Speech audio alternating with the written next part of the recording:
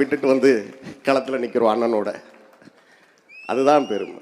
வீரப்பனார் அவர்களை கொள்ளைக்காரன் என்று சொல்லிவிட்டார்கள், கடத்தல்காரன் என்று சொல்லிவிட்டார்கள் என்றெல்லாம் இங்கே எல்லோரும் வருத்தப்பட்டார்கள். அன்பு உறவுகளே, 60 ஆண்டு காலமாக இந்த திராவிடம் நம்முடைய கதாநாயகன் எல்லாரையும் வில்லன் என்று தான் சொல்லிக் கொண்டிருந்தது.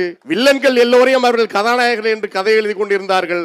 அதனுடைய வீழ்ச்சி தான், அதனுடைய நீட்சி தான் ஒரு வில்லன் கதாநாயகனாக ஆகி திரையிலே அவர் இன்றைக்கு அரசியலிலே மக்களுக்கு வில்லனாக வந்து நிற்கிறார். இது ஒரு தொடர்ச்சி. இது என்றைக்கு தொடங்கியது? இது அன்பு சகோதரர் விஜய் செய்த தவறு மட்டுமல்ல, இது திராவிடம் தொடங்கி வைத்த தவறு. அதனால்தான் அன்றைக்கு நாங்கள் ஐயாவுக்காக ஒரு பாடல், அந்த தலைப்பு பாடல் போட்ட போது கூட, கண்ணான தேசத்தில காவேரி ஓரத்தில காட்டு சிங்கம் பிறந்ததடி என்று எழுதணும். இன்றைக்கு காட்டு சிங்கம் என்று அவரை சொல்வதற்கு கூட நமக்கு கூச்சமா இருக்கு. அதனால்தான் நம்ம அவரை காட்டு புலி என்று சொல்ல நம்ம விரும்புகிறோம். அவர் ஐயா காட்டு புலி. காட்டை காப்பதற்காக நாம் தமிழர் கட்சி ஏன் களத்தில் இருக்கிறது?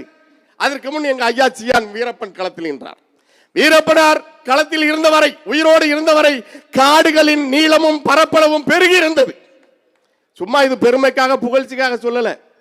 அவர் சொன்னாரு, இன்றைக்கு அக்டோபர் 18, 2004 அக்டோபர் 18 அவர் கொல்லப்பட்டதாக சொன்னார்கள்.